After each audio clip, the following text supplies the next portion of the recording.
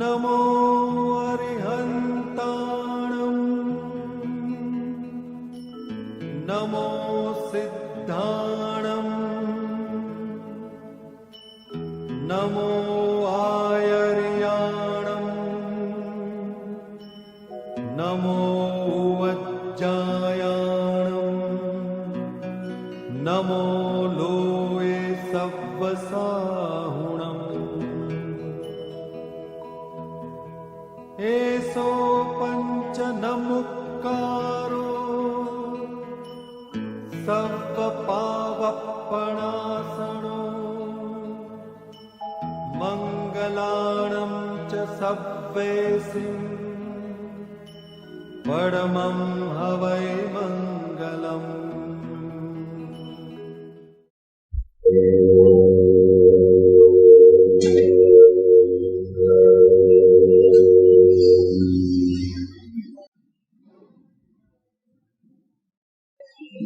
विशेष जागृति माटे धून बोलीशुं। मन वाण्यु वळे सद्गुरुवर थे,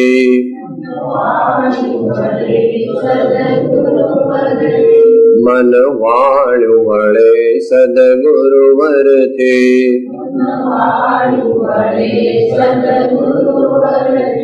मन वाण्यु वळे सद्गुरुवर थे,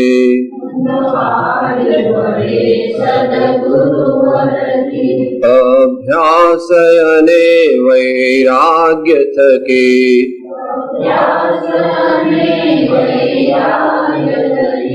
अभ्यास अने वैराग्य थके,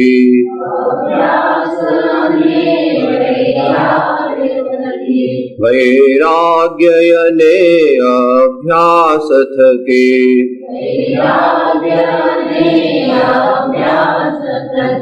वैराग्य अने अभ्यास थके,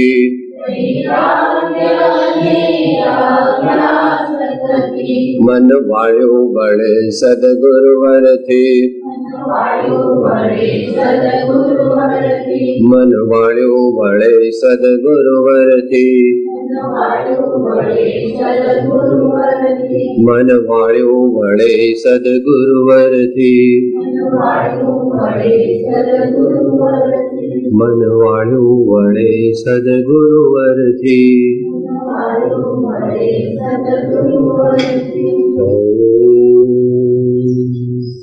अज्ञानतिमिरान्धानां ज्ञानाञ्जनशलाकया चक्षुः उन्मीलितं येन तस्मै श्री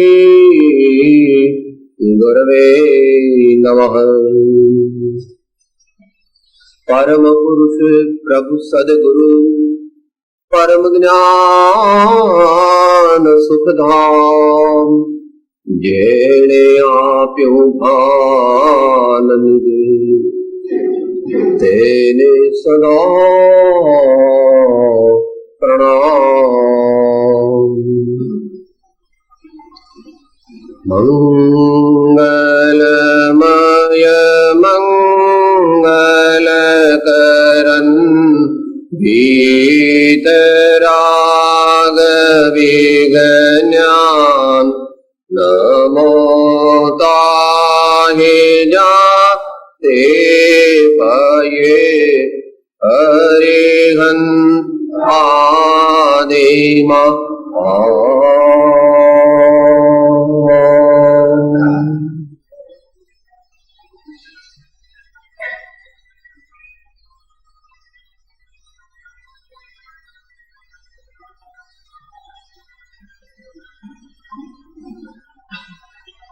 સ્વાધ્યાયમાં ગઈકાલે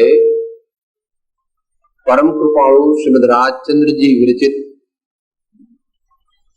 શ્રીમદ રાજચંદ્ર વચનામૃત ના 506 આંકના અવલંબનથી આપણે વિચાર કરી રહ્યા હતા। વિષય હતો समस्त मोक्ष मार्ग में આત્મ જાગૃતિની આવશ્યકતા.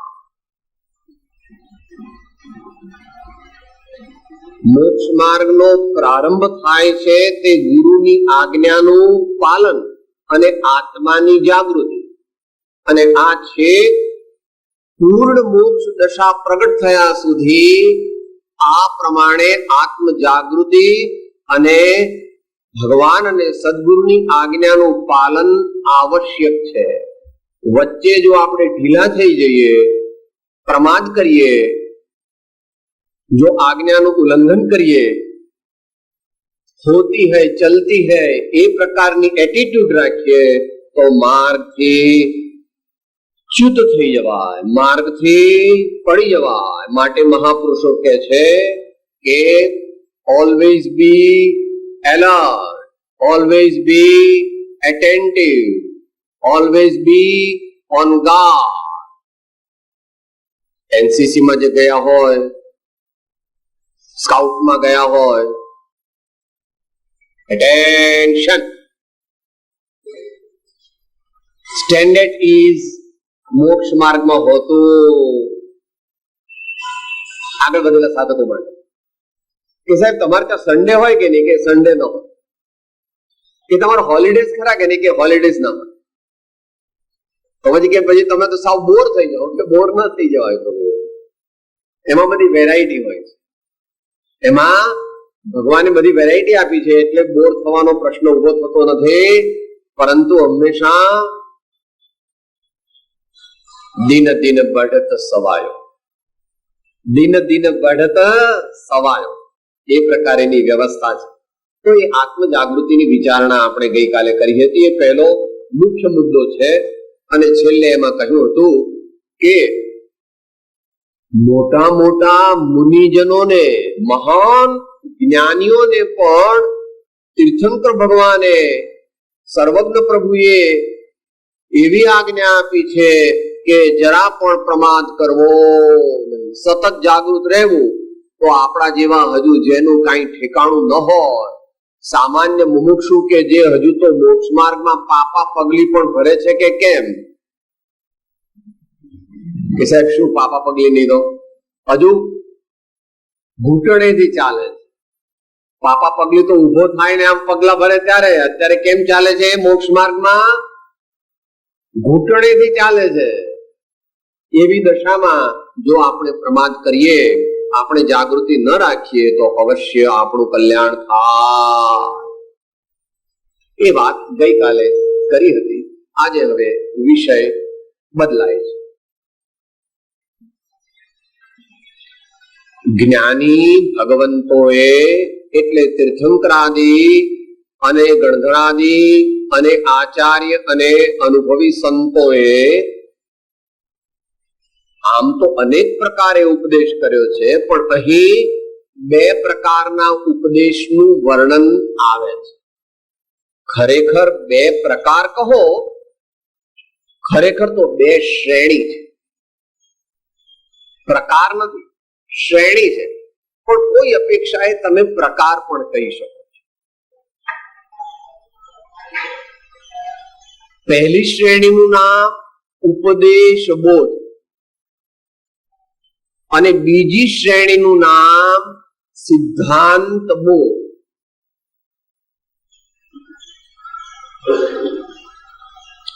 ઉપદેશ બોધ એટલે મેટ્રિક સુધીનું ભણતર, અને સિદ્ધાંત બોધ એટલે કોલેજ અને પછી આગળ પોસ્ટ ગ્રેજ્યુએટ અને ડોક્ટરેટ.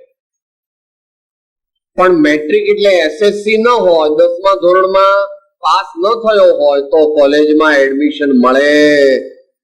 એમ જેણે ઉપદેશ બોધ સ્વીકાર્યો ન હોય, એટલે ઉપદેશ બોધ જેણે અંતરમાં ઉતાર્યો ન હોય તો એને આગળની વાત પ્રાપ્ત થઈ શકે નહીં. એ વાત હવે આપણે મૂળ પાઠ દ્વારા જરા જોઈ જઈએ. બોધ બે પ્રકારથી જ્ઞાની પુરુષોએ કર્યો છે. એક તો સિદ્ધાંત બોધ અને બીજો તે સિદ્ધાંત બોધ થવાને કારણભૂત એવો ઉપદેશ બોધ. જો ઉપદેશ બોધ જીવને અંતઃકરણમાં સ્થિતિમાન થયો ન હોય તો સિદ્ધાંત બોધનું માત્ર તેને શ્રવણ થાય તે ભલે, પણ પરિણામ થઈ શકે નહીં.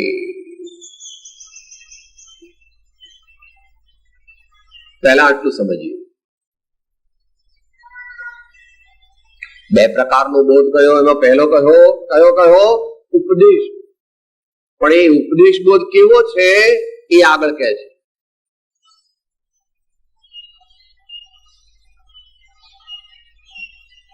અને તે સિદ્ધાંત બોધ થવાને કારણભૂત એવો ઉપદેશ બોધ. શું સંબંધ સ્થાપિત કર્યો? કારણ કાર્ય. ઉપદેશ બોધ જો આપણા હૃદયમાં ઉતર્યો હોય તો આપણને સિદ્ધાંત બોધ ઉતરે. પણ જો ઉપદેશ બોધ ન ઉતર્યો હોય તો સિદ્ધાંત બોધ માત્ર શ્રવણની લહેર થાય, પણ આત્માનું કલ્યાણ કે જીવનનો આધ્યાત્મિક વિકાસ થઈ શકે નહીં. અગત્યનો મુદ્દો છે, માટે ધ્યાન રાખીને નિષ્પક્ષ થઈને સાંભળો. મોક્ષ માર્ગ નિષ્પક્ષ મનુષ્યોને મળે છે. પૂર્વગ્રહ છોડી દેવો. ભગવાનનો માર્ગ એટલે ન્યાયનું અનુસરણ. ભગવાનનો માર્ગ એટલે ન્યાયનું અનુસરણ. આપણા મનમાં કંઈક આપણે વિકલ્પો કરીને આવ્યા હોઈએ, અમુક પ્રી કન્સીવ્ડ આઈડિયાઝ લઈને આવ્યા હોઈએ, અમુક પ્રકારના પૂર્વ આગ્રહ મનમાં રાખ્યા હોય તો ભગવાનની વાત બેસતી માટે કહે છે કે અને બીજો તે સિદ્ધાંત બોધ થવાને કારણભૂત એવો ઉપદેશ બોધ. સહેજ વિશેષ સમજાવે છે. જો ઉપદેશ બોધ જીવને અંતઃકરણમાં સ્થિતિમાન થયો ન હોય તો સિદ્ધાંત બોધનું માત્ર તેને શ્રવણ થાય તે ભલે, પણ પરિણામ થઈ શકે.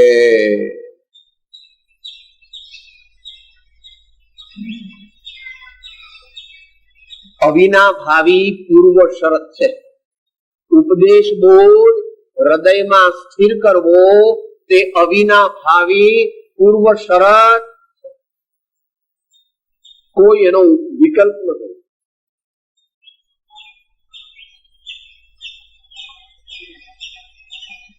તમારી દુનિયામાં તો લાગવગ એ લાગે કે મિનિસ્ટરનો દીકરો હોય અને મેટ્રિકમાં ગમે તેમ ચડાવીને કોલેજમાં દાખલ કરી દે, પણ ભગવાનને ઘેર એવી લાગવગ લાગતી. ભગવાનને ઘેર તો પૂર્ણ ન્યાય, પૂર્ણ સત્ય અને પૂર્ણ નિષ્પક્ષપાતતા. યાદ રાખ. માટે એ કહે છે કે આપણે સર્વભવ્ય જીવોએ જે પોતાનું આત્મકલ્યાણ કરવા ઈચ્છે છે, સાચી શાંતિ, સાચો આનંદ પ્રાપ્ત કરવા ઈચ્છે છે, ટેન્શનથી રહિત થવા ઈચ્છે છે, પરંતુ ખબર નથી કે એનો માર્ગ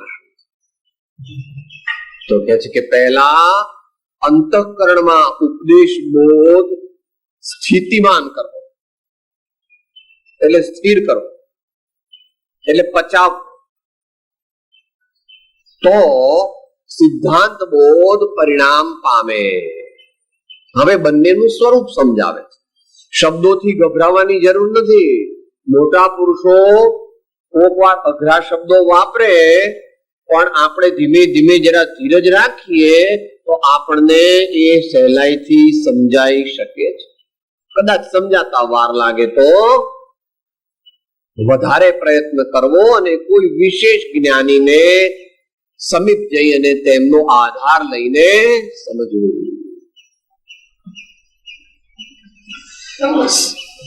સિદ્ધાંત બોધ એટલે પદાર્થનું જે સિદ્ધ થયેલું સ્વરૂપ છે. જ્ઞાની પુરુષોએ નિષ્કર્ષ કરી જે પ્રકારે છેવટે પદાર્થ જાણ્યો છે તે જે પ્રકારથી વાણી દ્વારા એ જણાવાય તેમ જણાવ્યો છે એવો જે બોધ છે તે સિદ્ધાંત બોધ છે.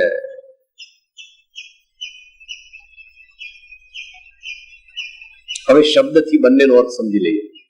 શબ્દ દ્વારા બંને પ્રકારના બોધને સમજીએ. ઉપદેશ અને બોધ. એટલે પાસે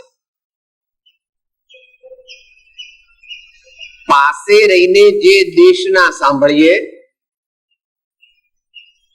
જે દેશના સાંભળવાથી બોધની નજીક જવાય, દેશના એટલે પણ બોધ, એ પ્રકારની દેશના કે જે સાંભળવાથી આત્મજ્ઞાનની નજીક જઈ શકાય એનું નામ ઉપદેશ.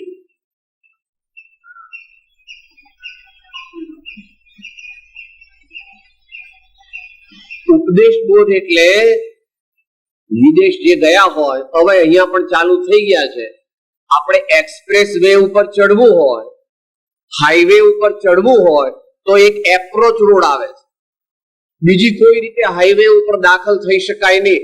એપ્રોચ રોડ ઉપરથી ધીરે ધીરે એપ્રોચ રોડ છે એ હાઈવે અથવા એક્સપ્રેસ વે માં મર્જ થઈ જાય. એવી રીતે ઉપદેશ બોધ છે એ જો આપણે ગ્રહણ કર્યો હોય તો ધીમે ધીમે ધીમે ધીમે એમાં આગળ વધતા વધતા સિદ્ધાંત બોધનો ભેટો થાય અને આપણે મોક્ષ માર્ગના એક્સપ્રેસ વે પર ચડી.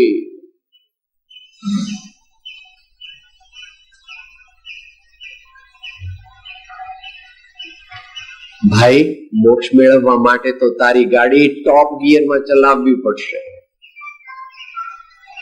એ 30, 40, 50, 60 કિલોમીટર ચલાવે તો કઈ મોક્ષ પહોંચી શકાય?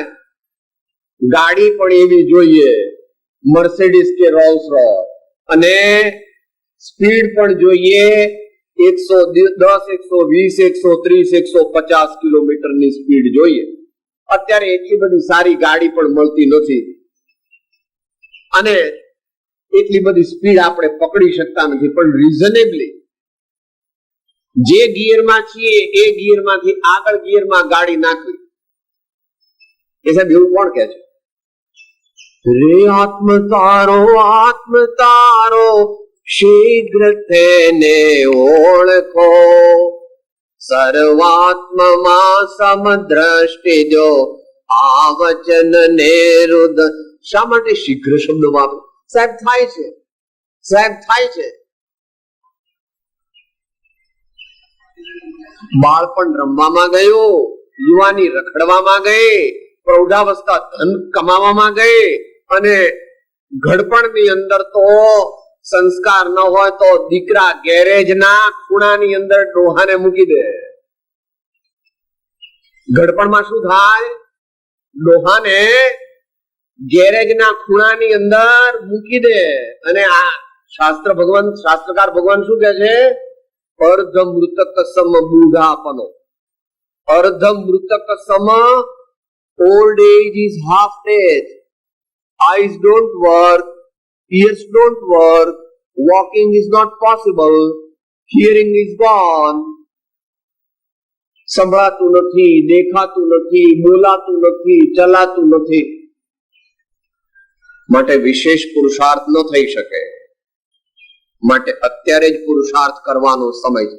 જે ગંભીરપણે પોતે આત્મજ્ઞાન પ્રાપ્ત કરવા માંગતા હોય તેમણે મોડામાં મોડા 30 વર્ષની ઉંમરે પોતાની ગાડી ફર્સ્ટ ગિયરમાં નાખી દેવી. આ તો તે સેકન્ડ ક્લાસની વાત કરી. ફર્સ્ટ ક્લાસ જે છે એ તો કાદવમાં પડતા જ નથી. સંસાર એટલે કાદવ. થોડી કડક વાત છે, વાંધો નહીં. મુંબઈમાં પણ સાચી વાત કહેવામાં વાંધો. जिन धरि बालक पणे दीक्षा कमठ मान विदार के, ते पार्श्वनाथ जिनेन्द्र के पद में नमो शिरधार के. ते पार्श्वनाथ जिनेन्द्र के पद में नमो शिरधार के. પણ ગોલ્ડ મેડાલિસ્ટ કેટલા હોય યુનિવર્સિટીમાં? એક જ કે બે? 40,000 વિદ્યાર્થીઓ બેસે, એમાં ગોલ્ડ મેડાલિસ્ટ કેટલા? પછી સિલ્વર મેડલ ને કોપર મેડલ ને એ બધા મળે ઘણા ને, પણ ગોલ્ડ મેડલ જે હોય એ તો એક કે બે જણને મળે. માટે આપણે બધા તો એ સિલ્વર મેડલ વાળા છીએ અથવા તો કોપર મેડલ વાળા છીએ એમ સમજી લઉં. તો આપણે 30 વર્ષે તૈયારી કરવા માંડવી. 40 વર્ષે સેકન્ડ ગિયરમાં ગાડી નાખી દેવી, 50 વર્ષે મહિનામાં 3 દિવસ મુંબઈની બહાર. એ સાહેબ તો પોસાય એવું નથી. કઈ વાંધો નહીં, છે પોસાય એવું. કે કેવી રીતે?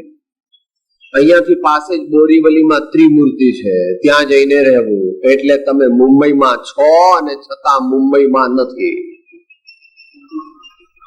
અંદરમાં 1/2 કિલોમીટર જંગલ જેવું લાગે, ત્યાં મંદિરમાં, ત્યાં આગળ કોઈ સંતો હોય તો, અને ભગવાન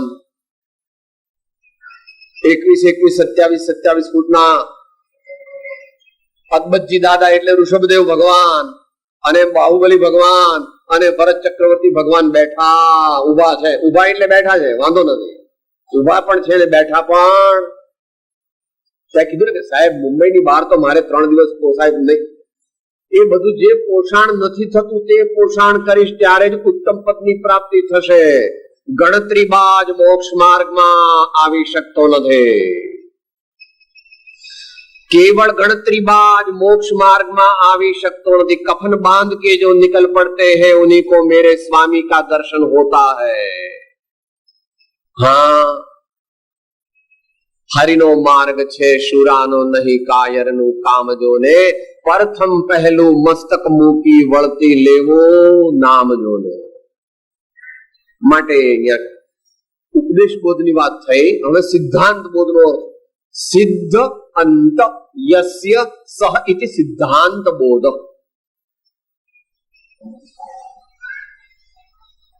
વસ્તુના સ્વરૂપનું સૂક્ષ્મ વિશ્લેષણ કરતા કરતા છેક અંતિમ અવસ્થા સુધી ભગવાનનું જ્ઞાન ગયું અને અંતિમ અવસ્થામાં ભગવાને જે વસ્તુનું સ્વરૂપ જોયું એનો જે બોધ, એનું નામ સિદ્ધાંત બોધ.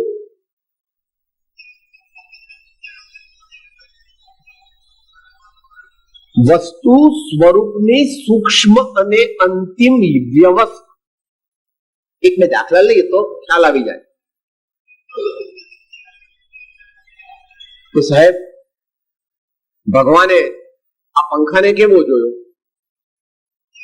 કે ભગવાન પંખો જોતા નથી, પણ ભગવાનના જ્ઞાનમાં પંખો છળકે.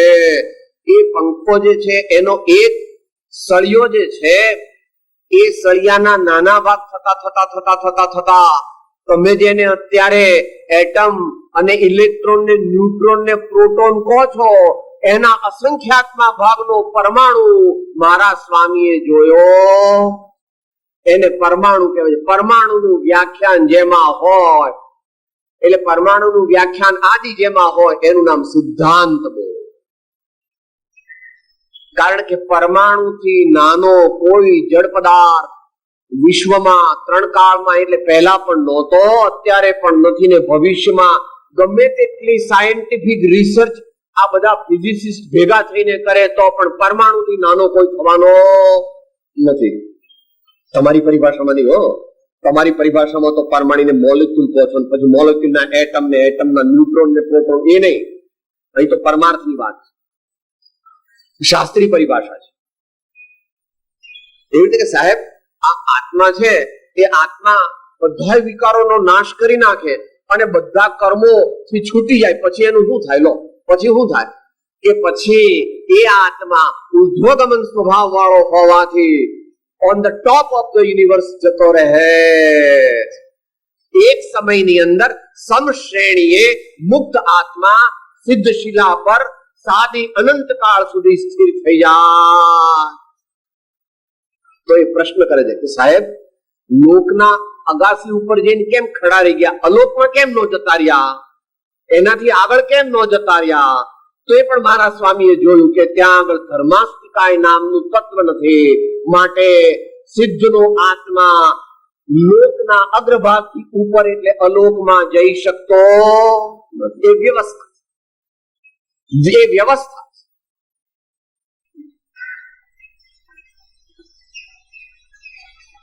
માટે જે સિદ્ધાંત બોધમાં એમ કીધું,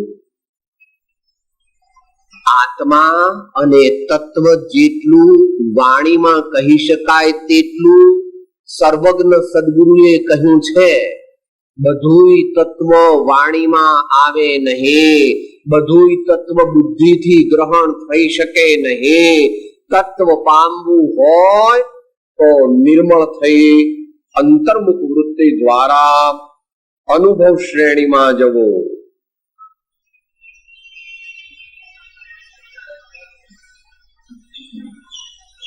આત્મા ચૈતન્ય જ્ઞાન સ્વરૂપી સ્વતત્વ તે અનુભવ ગમ્ય છે. તે વાણી દ્વારા, શાસ્ત્ર દ્વારા કે કોઈ બાહ્ય ઉપાય દ્વારા પૂર્ણપણે જાણી શકાતો નથી. જે પદ શ્રી સર્વજ્ઞને દેઠો જ્ઞાનમાં કહી શક્યા નહીં પણ તે શ્રી ભગવાન જો દેહ સ્વરૂપને અન્ય વાણી તે શું કહે અનુભવ ગોચર માત્ર રહ્યો તે જ્ઞાન જો. સાહેબ આ પરમ કૃપાળુ શ્રીમદ રાજચંદ્રજી તો વર્તમાનમાં થયા, પણ કોઈ પૂર્વાચાર્યોએ કહ્યું છે કે હા સપ્તભંગી આવે છે, એમાં એક ભંગ કયો છે? સ્યાત કથંચિત અવક્તવ્યમ. સ્યાત કથંચિત અવક્તવ્યમ માટે વર્ધમાન મહાવીર પ્રભુના જ્ઞાનમાં આવેલું ગણધર અને આચાર્યોએ કહ્યું સ્યાત કથંચિત અવક્તવ્યમ. વસ્તુનું સ્વરૂપ કોઈ અપેક્ષાએ વાણી દ્વારા કે બુદ્ધિ દ્વારા વ્યક્ત થઈ શકતું. આ તો તે પૂછ્યું ને કે સાહેબ આ તો અર્વાચીનની વાત, પ્રાચીન આચાર્યોની વાત કરો ને.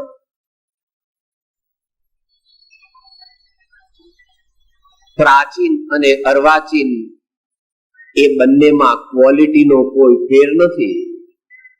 પ્રાચીન અને અર્વાચીન એ બેમાં ક્વોલિટીનો કોઈ ફેર નથી. ભાઈ રામ ભગવાનના વખતમાં શીરો શેનો બનતો હશે? કહો. લોટ, ઘી અને ગળપણ અત્યારે એનો બને છે. પણ તમે જરા થોડા પૈસા વાળા થઈ ગયા, પણ વધારે પડતા પૈસા વાળા થઈ ગયા એટલે તમારે ઘેર શેનો બને છે? મગની દાળ, સેકેરીન અને કઈ પણ ઘી જેવો પદાર્થ. કારણ કે કોલેસ્ટ્રોલ ઓછું હોવું જોઈએ. હાર્ટ એટેક થઈ ગયો અને ખાંડ તો ખવાય નહીં, ગોળ ખવાય નહીં, સાકર ખવાય નહીં, એટલે એને ઘેર સેકેરીન નો શીરો. પણ કોઈ વસ્તુ તો એની જ થઈ બાપા. માટે પ્રાચીન અને અર્વાચીન તેનો ભેદ જે છે પ્રભુ તે ક્વોન્ટિટેટિવ છે, ક્વોલિટેટિવ નથી. માટે જેવું આત્મજ્ઞાન ઋષભદેવ ભગવાન, રામ ભગવાન ને મહાવીર ભગવાન ને કૃષ્ણ ભગવાન ને થયું હતું, એવું જ આત્મજ્ઞાન વર્તમાનમાં પણ સામાન્યપણે થઈ શકે. અહીંયા ક્ષાયિક સંકેતને ગૌણ કરું. માટે ક્વોલિટેટિવ કોઈ ભેદ નથી. તો સિદ્ધ અંત સિદ્ધાંત બોધ, એ સિદ્ધાંત બોધ જે છે એ ક્યાં ક્યાં આપણને મળે અને ઉપદેશ બોધ પણ ક્યાં ક્યાં મળે એ હવે કહેશે.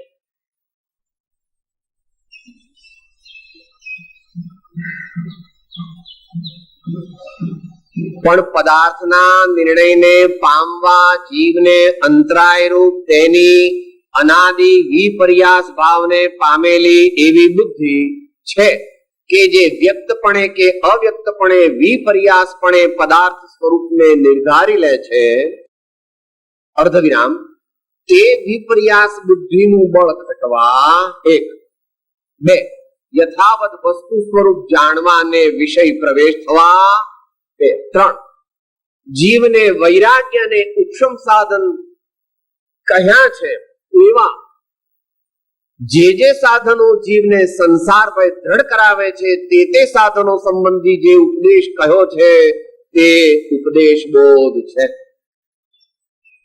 હવે બેન જરા વિસ્તાર સ્વરૂપ સમજાવે છે, વિસ્તૃત સમજાવે છે કે સાહેબ અત્યારે મારે સિદ્ધાંત બોધ સમજવો છે અને ઉપદેશ બોધ પણ સમજવો છે, તો હું શું કરું? જો ઉપદેશ બોધ તારે જોઈતો હોય ને બાપુ, તો જેનાથી વૈરાગ્ય વધે, એટલે 12 ભાવનાઓ, અનિત્ય ભાવના, અશરણ ભાવના, એ બધી ભાવનાઓ જે છે એનું અનુચિંતન કરવું, એનો ગહનપણે વિચાર કરવો, શરીર આદિનો વિચાર કરવો. આજે દાળ ભાત રોટલા શાકમાંથી આ જે પરમાણુઓનો સમૂહ આપણને બનીને ચોંટ્યો છે, ચામડી રૂપે, લોહી રૂપે, હાડકા રૂપે, માંસ રૂપે, ચરબી રૂપે, એ આપણો સ્વભાવ નથી, એ આપણું સ્વરૂપ નથી. એ તો દાળ ભાત રોટલી શાક વગેરે જડ પદાર્થોનું પરિણમન છે, એની અવસ્થા છે. આપણે તો ચૈતન્ય છે. દેહ ન જાણે તેહને જાણે ન ઇન્દ્રિય પ્રાણ, આત્માની સત્તા વડે દેહ પ્રવર્તે જાણ, આત્માની સત્તા વડે દેહ પ્રવર્તે જાણ. જેનાથી વૈરાગ્ય વધે એવા આપણે આગલા સ્વાધ્યાયમાં આવી ગયું હતું. ભર્તૃહરિનું વૈરાગ્ય શતક છે. યોગ વશિષ્ઠનું ભગવાન રામના વૈરાગ્યને દર્શાવતું બીજું પ્રકરણ છે. આત્માનું શાસન નામનો ગ્રંથ ગુણભદ્ર સ્વામીએ લખેલો છે. ઉપમિતિ ભવ પ્રપંચ નામનો ગ્રંથ છે. પ્રશમરતિ પ્રકરણ નામનો ગ્રંથ છે. અને ભાઈ દૂર ન જવું હોય તો અહીંયા આગળ શ્રીમદ રાજચંદ્રજીએ ભાવના બોધ નામનો ગ્રંથ આપ્યો. ભાવના બોધ, એનાથી આપણો વૈરાગ્ય વધે, એનાથી આપણને નરકના દુઃખોનું વર્ણન વાંચે ને તો રૂવાડા ખડા થઈ જા.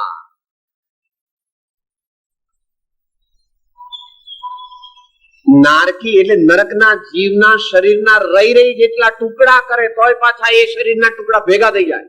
કેમ? કારણ કે ત્યાં આગળ આયુષ્ય નિરૂપક્રમ છે. પૂર્ણ આયુષ્ય ભોગવ્યા વિના આત્મા એ ગતિમાંથી બીજી ગતિમાં જઈ શકતો. ધગધગતા અંગારામાં એને શેકે,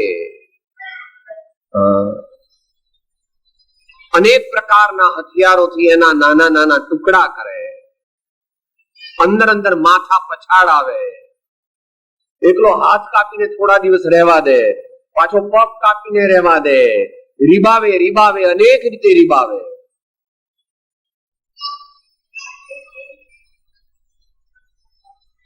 પાશ્ચાત્ય શિક્ષણ પ્રાપ્ત કરેલા માટે માત્ર પાશ્ચાત્ય સંસ્કાર જો શિક્ષણ પામેલો હોય એને માટે અનંત આનંદનો માર્ગ બંધ છે. કારણ કે ત્યાં તો એક જ વસ્તુ છે, ત્યાં તો એક જ વસ્તુ છે. I have a motor, I have a bungalow, I have a TV and I have a wife. When I don't like them, I dispose them. અહીંયા એવું નથી, અહીંયા એવું નથી. અહીંયા તો વાઇફ એટલે આત્મા, વાઇફ, સન એટલે દીકરો એટલે આત્મા. તો આપણે એને દુઃખ દેવાય નહીં. આપણે જે સંબંધ બાંધ્યો તે નિભાવવો જોઈએ. ત્યાં તો એક જ દ્રવ્ય છે, જે ન ગમે એટલે તરત બદલી નાખે. અહીંયા તો ચેપ ત્યાંનો લાગ્યો છે અહીંયા, અને તેથી એટલું દુઃખ છે. ત્યાંનો જેટલો એટલે ખરાબ વસ્તુઓ, ત્યાં સારી વસ્તુઓ છે તે ગ્રહણ કરવી. ત્યાં જે પ્રમાણિકતા છે, ત્યાં જે નિયમિતતા છે, ત્યાં કામચોરીનો અભાવ છે, એ બધી સારી સારી વસ્તુઓ જે છે એ આપણે ગ્રહણ કરવી. પણ ત્યાંના દારૂની અહીંયા જરૂર નથી, ત્યાંના માંસાહારની અહીંયા જરૂર નથી. ત્યાં માંસાહાર ઘટાડવા માંડ્યા છે.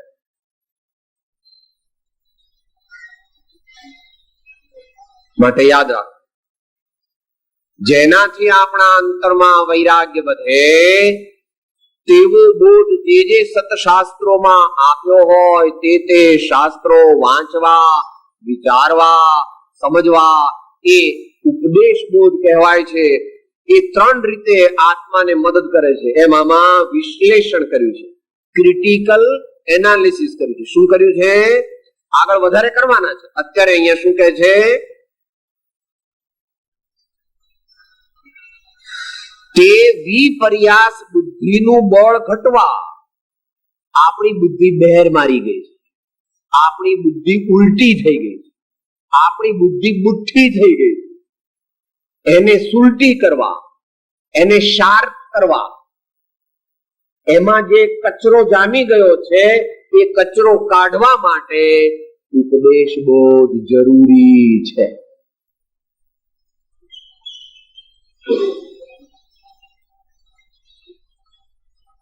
એક બીજું કહે છે, યથાવત વસ્તુ સ્વરૂપ જાણવાને વિશે પ્રવેશ થવા. તમે કોઈ મોટા માણસને મળવા જાઓ તો पहला तो है ना कंपाउंड ની બહાર ચાર ગુરખા બેઠા હોય, किसको मिलना है, क्यों मिलना है, क्या नाम है, પછી તમે બધું બતાવો એટલે અંદર જવા દે. અંદર જવા દે પછી પેલો વેઇટિંગ રૂમ હોય, એ વેઇટિંગ રૂમમાં તો એનો પેલો ચપરાસી ને સેકન્ડ પીએ બેઠો હોય, એ બધું તમારું સ્ક્રુટિનાઇઝેશન કરે. ત્યાર પછી અંદર જવા દે ત્યારે એના ફર્સ્ટ પીએ ને મળવા દે. એને પણ સંતોષ થાય કે આ માણસ જીન્યુઇન છે, ત્યારે પછી અંદર પેલા મોટા માણસને મળવા દે. એમ મારા સ્વામી ભગવાન આત્મા જે જ્ઞાયક ભાવ છે, નિશ્ચય ભગવાન તે અંતરમાં બેઠા છે. ઋષભદેવ ભગવાન, મહાવીર ભગવાન, શાંતિનાથ ભગવાન તે વ્યવહાર ભગવાન છે. નિશ્ચય ભગવાન તો અંદરમાં બેઠા છે. એને મળવા માટે મોહરૂપી જે પડદા છે એને કાપવા પડશે. મોહરૂપી પડદા એને કાપવા પડશે. એ કાપવા માટે કે છે યથાવત વસ્તુ સ્વરૂપ જાણવાને વિશે પ્રવેશ થવા. As a preparatory stage for entering the siddhant bodh. જીવને વૈરાગ્ય અને ઉપશમ સાધન કહ્યા છે, એવા જે સાધનો જીવને સંસારમાં દ્રઢ કરાવે તે સાધનો સંબંધી જે ઉપદેશ કહ્યો છે તે ઉપદેશ બોધ. આગળ પાછું એનું વર્ણન આવવાનું છે. અત્યારે સંક્ષેપ. હવે પેલા સિદ્ધાંત બોધનું તે પૂછ્યું તો સાહેબ આ ઉપદેશ બોધનું કીધું, પણ મારે સિદ્ધાંત બોધમાં પ્રાપ્ત કરવો હોય તો કેવી રીતે કરવું? તો કે પહેલા તો એની બે પૂર્વ શરત છે. તારામાં સત્પાત્રતા હોવી જોઈએ અને તારે ગુરુગમ દ્વારા સિદ્ધાંત બોધ સમજવો પડે, નહીં તો તને સિદ્ધાંત બોધ સમજાય નહીં.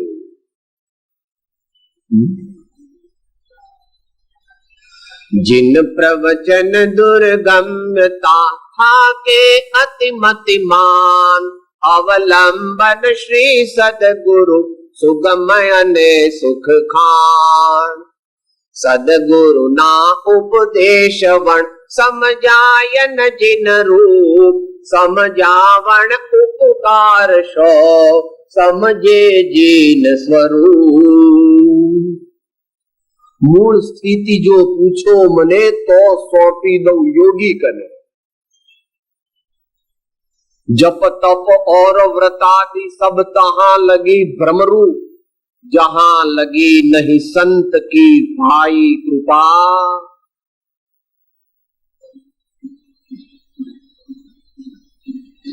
आत्मा और परमात्मा अलग रहे बहुकाल, सुंदर मेला कर दिया सदगुरु मिला चला. મોટામાં મોટો પ્રશ્ન વર્તમાનમાં ધ સો કોલ્ડ ઇન્ટેલેક્ચ્યુઅલ ક્લાસનો એ છે કે સાહેબ હું આઈએએસ ઓફિસર છું, 12 ભાષા જાણું છું, બધા શાસ્ત્રો મારે ઘેર છે, બોલો તમારા મહારાજ સમયસારથી વધારે કઈ કહેવાના છે? તત્વાર સૂત્ર ઉપનિષદ બધા મારી પાસે છે, નકામું ત્યાં આગળ આ મારા ડ્રાઈવરને બોલાવું અને વળી પાછો રવિવારે આટલા કિલોમીટર જવું અને પાછો એમને પાછો વળી તમે પગે લાગવાનું કહો અને આવું બધી માથાકૂટમાં પડે ને હું તો મારી એર કન્ડિશન કેબિનમાં બેસી શાસ્ત્રો વાંચીને જ્ઞાન પ્રાપ્ત અનંત કાળમાં પણ પ્રાપ્ત થશે. વહ સાધન બાર અનંત કિયો તદપી કછુ હાથ હજુ ન કર્યો. વિચાર માટે કઈ પૂછ્યું હતું કે સિદ્ધાંત બોધ માટે પહેલી સત્પાત્રતા, બીજી ગુરુગમ અને હવે દ્રવ્યાનુયોગના જે શાસ્ત્રો વિતરાગ દર્શનમાં કહેવાય છે એટલે જીવ અજીવ પુણ્ય પાપ આશ્રવ બંધ સંવર્ધ નિર્જરા મોક્ષ વગેરે તત્વો જેમાં કહ્યા હોય એ સિદ્ધાંત બોધ છે. એમાં અધ્યાત્મ શાસ્ત્રો પણ આવી ગયા, કારણ કે અધ્યાત્મ શાસ્ત્રો તો દ્રવ્યાનુયોગથી પણ આગળ જાય છે.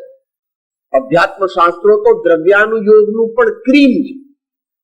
એ તો સમજવા સિદ્ધાંત બોધથી પણ વધારે અઘરા છે. અને તે ઉપરાંત કર્મ સિદ્ધાંતને સમજાવનારા જે શાસ્ત્રો છે એનો પણ સામાન્ય પરિચય કરવા માંગે તો કરી શકે. જીવને કર્મ કયા કારણથી બંધાય છે, કેવી રીતે બંધાય છે, કેટલા પ્રકારના બંધાય છે, એમાં એની પ્રકૃતિ, સ્થિતિ, પ્રદેશ, અનુભાગ શું હોય છે, એમાં શું ફેરફાર થઈ શકે, એને એ કયા કારણથી બંધાય અને કયા કારણથી છૂટે, એ ઇત્યાદિ પ્રકારે સર્વજ્ઞ ભગવાને અને જ્ઞાની ભગવંતોએ આપણને જે બોધ, સૂક્ષ્મ બોધ આપ્યો છે તેને સિદ્ધાંત બોધ કહેવામાં આવે. એટલે એ તત્વાર્થ સૂત્રથી, દ્રવ્ય સંગ્રહથી, સમય સાર આદિથી અને એવા ગોમક સાર, લબ્ધિ સાર, ક્ષપણા સાર, કર્મગ્રંથ આદિથી, નવ તત્વ પ્રકરણ આદિથી, ઉત્તરાધ્યયન સૂત્રથી એવા અનેક ગ્રંથોથી સમજી શકાય અથવા વિવેક દર્શાવનાર, આત્મા અનાત્માનો વિવેક કરાવનાર એવા યોગ્ય ઉપનિષદ અથવા વિવેક ચૂડામણી આદિ અથવા ગુરુગમ દ્વારા જે જ્ઞાન વિજ્ઞાન યોગ કે આત્મ સંયમ યોગ એવા હોય તો તે પણ જો જ્ઞાનીના દ્વારા સમજે તો તે દ્વારા ધીમે ધીમે તત્વ સમજી શકાય, પણ પોતાની જાતે સમજાતું. આ પ્રકારે આપણને બે પ્રકારે બોધ કહ્યો. હવે આગળ કહે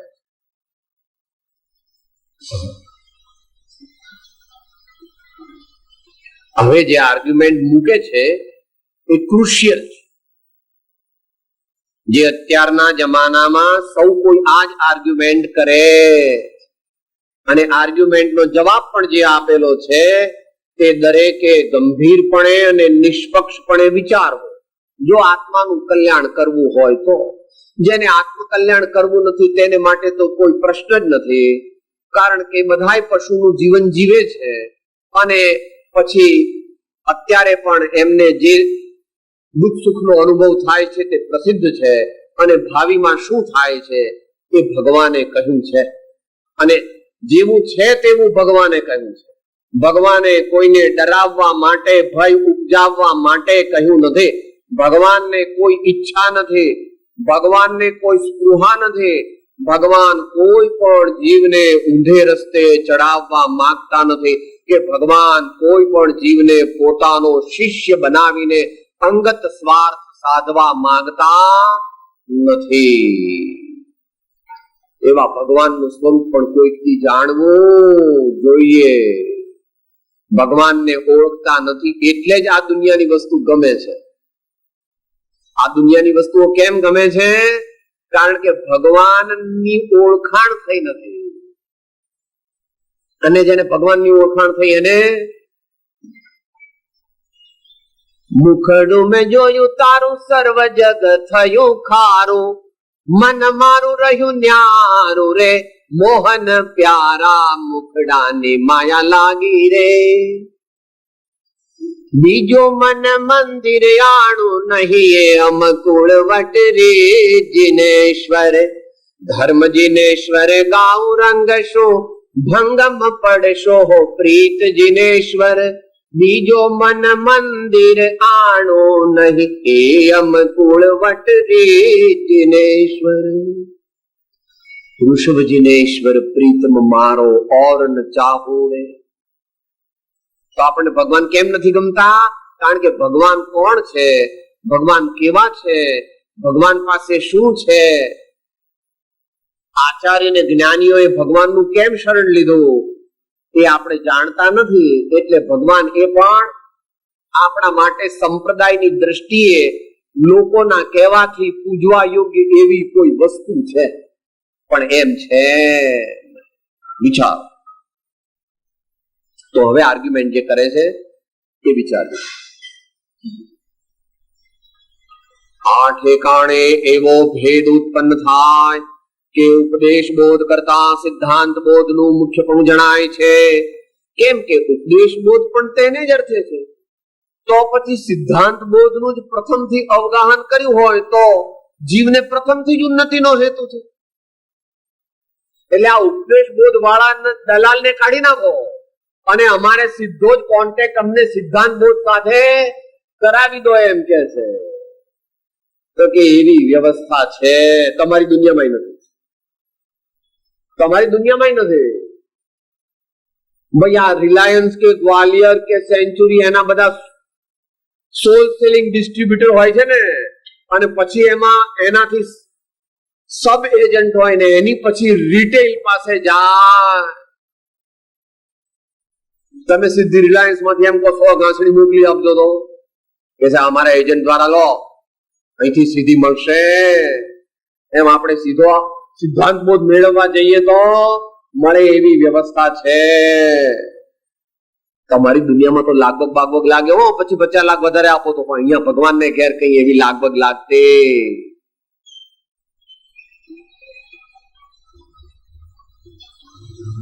ઉપદેશ બોધ કરતા સિદ્ધાંત બોધ નું મુખ્યપણું જણાય છે. કેમ કે ઉપદેશ બોધ પણ તેને જ અર્થે છે. તો પછી સિદ્ધાંત બોધ નું પ્રથમથી અવગાહન કર્યું હોય તો જીવને પ્રથમથી જ ઉન્નતિનો હેતુ છે. માટે અમે તો સીધા જ અધ્યાત્મ શાસ્ત્રો વાંચીને આત્માનું કલ્યાણ કરી લઈશું. આ વૈરાગ્ય ને ઉપશમ ને આ 12 ભાવના ને ભગવાનની ભક્તિ ને આવું બધું અમને કઈ લપછપ ગમતી.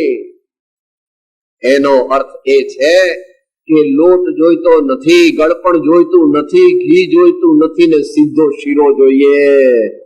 એવો શીરો મળતો નથી. કદાચ પછી કોઈ છાણ બાણ ભેગું કરી અને માટી બાટી ભેગી કરી અને તને એવો શીરો ખવડાવે તો પછી તારી મરજી. એવો છાણ અને કાદવ વગેરેનો ગેસ તેલ વગેરેનો શીરો તારે ખાવો હોય તો ખા, અમારે ખાવો.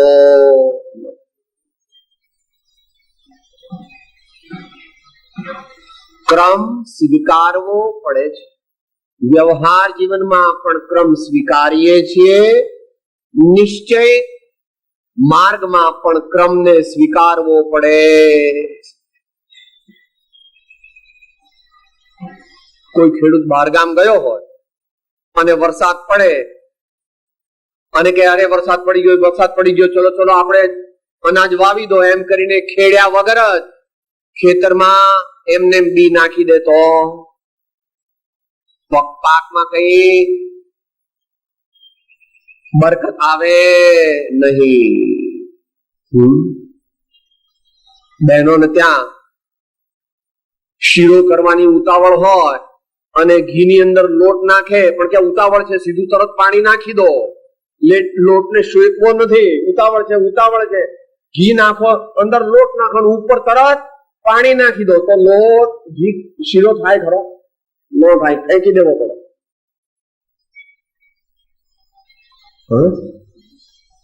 પહેલાના જમાનામાં વાસણને કલઈ કરતા. પૂછો આ મોટા બહેનોને ખબર, 50 ઉપર વાળાને પિત્તળના વાસણ હતા ને એને કલઈ કરવી પડે, નહીતર કટાઈ જાય ખાટી વસ્તુ.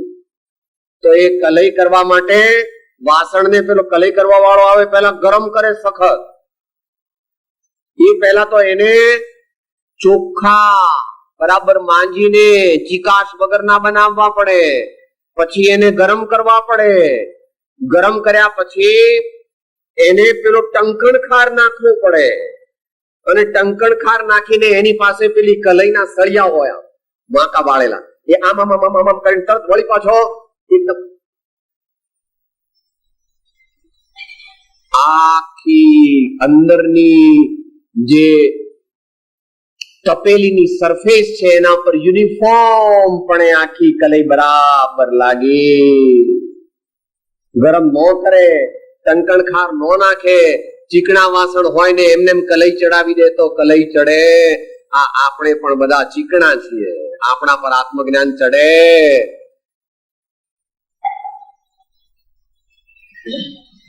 માટે ક્રમની આવશ્યકતા જે ક્રમ જ્ઞાની પુરુષોએ કહ્યો છે તે જ્ઞાની પુરુષોએ પોતે પણ સેવ્યો છે કે સાહેબ તીર્થંકર ભગવાનને તો કોઈ ગુરુ નથી હોતો. હલો, તો એમને કેવી રીતે જ્ઞાન થઈ ગયું? એમને જ્ઞાન થયું નથી. એમણે પણ આગલા ભવોમાં રૂડી પહેરે ગુરુદેવના ચરણ સેવ્યા હતા. વળી આ ભવમાં પણ જ્યારે તેઓ દીક્ષા લે છે ત્યારે પ્રથમ ગુરુઓના ગુરુ એવા સિદ્ધ ભગવાનને ઓમ નમઃ સિદ્ધેભ્ય, ઓમ નમઃ સિદ્ધેભ્ય, ઓમ નમઃ સિદ્ધેભ્ય એમ અવશ્ય તીર્થંકર ભગવાનને પણ સિદ્ધ ભગવાનનો વિનય કર્યા પછી જ દીક્ષા લેવાનો અધિકાર છે. નહીં તો તીર્થંકર ભગવાન પણ દીક્ષા લઈ શકતા નથી. આ તો તું કહે છે ને, લો સાહેબ તીર્થંકર ને બધી છૂટ આપો છો તો મને પણ આપી દો. એવું છે? આપણે ગાંગલા ઘાંચી છીએ અને તીર્થંકર ભગવાન રાજા ભોજ છે. માટે આપણો એમની સાથે એવું કોઈ કમ્પેરિઝન છે નહીં. માટે આપણે ક્રમ સેવવો. હવે એનો જવાબ આપે, આ પ્રકારે જો વિચાર ઉદ્ભવે તો તે વિપરીત છે. કેમ કે સિદ્ધાંત બોધનો જન્મ ઉપદેશ બોધથી થાય છે.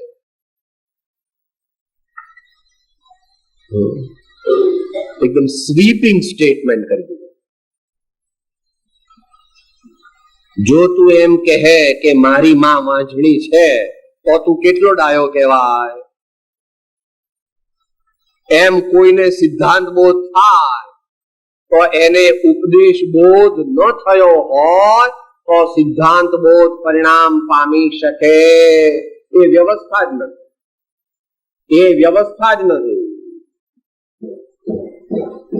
ફરીથી એ વાક્ય વાંચો. આ પ્રકારે જો વિચાર ઉદ્ભવે તો તે વિપરીત છે. કેમ કે સિદ્ધાંત બોધનો જન્મ ઉપદેશ બોધથી થાય છે. એટલે પહેલો ઉપદેશ બોધ હોય અને તે હૃદયમાં સ્થિતિમાન થયો હોય તો જ સિદ્ધાંત બોધ એનું ફળ આપે. એટલે કે આત્મજ્ઞાન આદિ સમ્યક દર્શન આદિ ભાવો આપણા જીવનમાં પ્રગટે.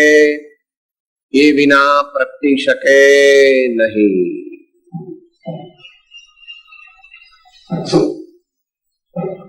જેને વૈરાગ્ય ઉપશમ સંબંધી ઉપદેશ બોધ થયો નથી તેને બુદ્ધિનું વિપર્યાસપણું વર્ત્યા કરે છે. અને જ્યાં સુધી બુદ્ધિનું વિપર્યાસપણું હોય ત્યાં સુધી સિદ્ધાંતનું વિચારવું પણ વિપર્યાસપણે થવું સંભવે છે. કેમ કે દાખલો આપે છે, ચક્ષુને વિશે જેટલી ઝાંખપ તેટલો ઝાંખો પદાર્થ તે દેખે છે. અને જો અત્યંત બળવાન પડળ હોય તો તેને સમૂળગો પદાર્થ દેખાતો નથી. તેમ જેને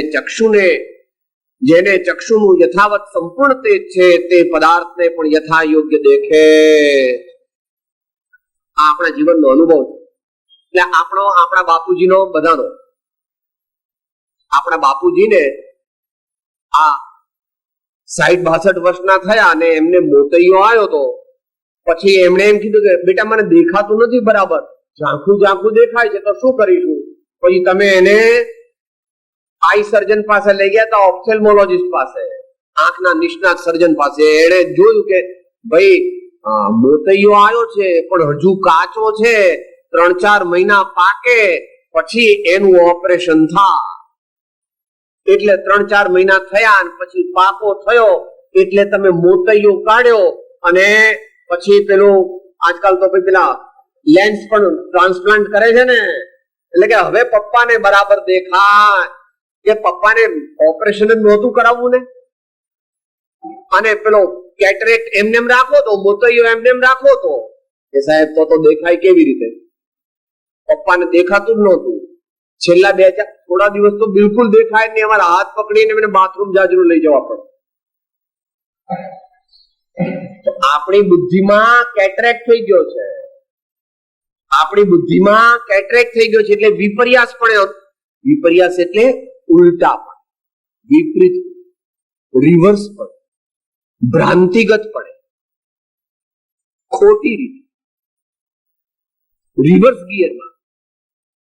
શાસ્ત્રો વાંચીને સમજીએ પણ એ શાસ્ત્રો ઊંધી બુદ્ધિથી ઊંધા જ સમજા.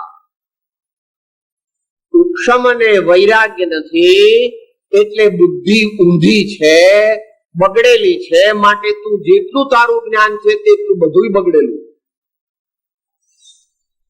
સાહેબ તમને પક્ષપાત લાગે છે? આવું કોઈ જ્ઞાની પુરુષો એમ કહેલું છે? પૂર્વાચાર્યોના તો અનેક ગ્રંથો છે, જેમાં બાળ તપ પણ કહ્યું છે, બાળ વ્રત પણ કયા છે, અને અજ્ઞાન પણ કહ્યું છે. સમ્યક્ત્વની પ્રાપ્તિ વિના કરેલા વ્રત તપને બાળ વ્રતને બાળ તપ કહેવામાં આવે છે. પણ સમ્યક્ત્વની પ્રાપ્તિ પહેલા જે જ્ઞાન છે તે જ્ઞાન પણ અજ્ઞાન એટલે જ્ઞાન છે. વિચારો, જો હોય પૂર્વ ભણેલ નવ પણ જીવને જાણ્યો નહીં, તો સર્વ તે અજ્ઞાન ભાખ્યું સાક્ષી છે આગમ અહીં. એ પૂર્વ સર્વ કહ્યા વિશેષ જીવ કરવા નિર્મળો. એ પૂર્વ સર્વ કહ્યા વિશેષ જીવ કરવા નિર્મળો. આ નિર્મળ જીવ કરવો એટલે ઉપશમ અને વૈરાગ્યને દૈનિક જીવનમાં સ્થાન આપવું.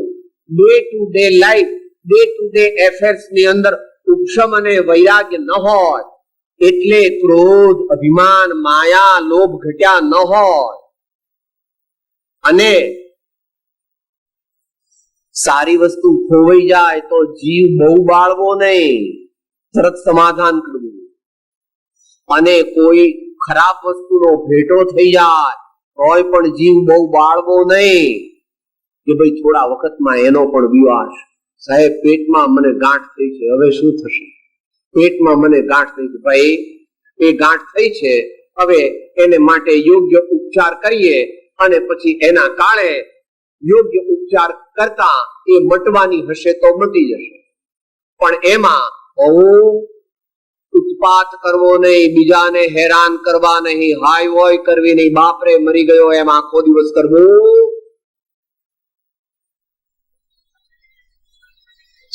સમજણ પૂર્વકની, વિવેક પૂર્વકની સહનશીલતા તે મોક્ષ માર્ગનો પાયો છે. સમજણ પૂર્વકની, વિવેક પૂર્વકની સહનશીલતા તે મોક્ષ માર્ગનો એટલે આધ્યાત્મિક જીવનનો. તો આટલી વસ્તુ આપણે અત્યાર પૂરતી રાખીએ. સાંજના એનું થોડું વધારે ક્રિટિકલ એનાલિસિસ કરવાના છે કે કઈ રીતે ઉપશમ અને વૈરાગ કુબુદ્ધિને સુબુદ્ધિમાં ટ્રાન્સફોર્મ કરી અને પ્રજ્ઞામાં પરિણામ આવે છે, ને તે પ્રજ્ઞા દ્વારા આત્મા ગ્રહણ થઈ શકે છે. એ ઇત્યાદિ સૂક્ષ્મ વૈજ્ઞાનિક વર્ણન જે પરમાગમ, સમયસાર અને એવા મહાન સમાધિ શતક આદિ ગ્રંથોમાં કરેલું છે, એવા બીજા પણ અનેક ગ્રંથોમાં કરેલું છે.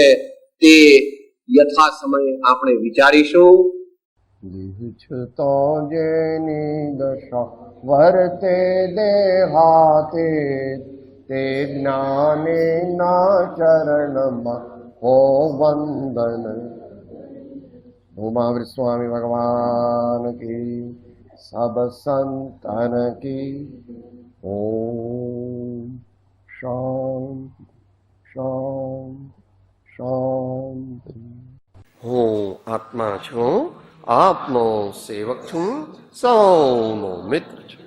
હું આત્મા છું, આપનો સેવક છું, સૌનો મિત્ર છું.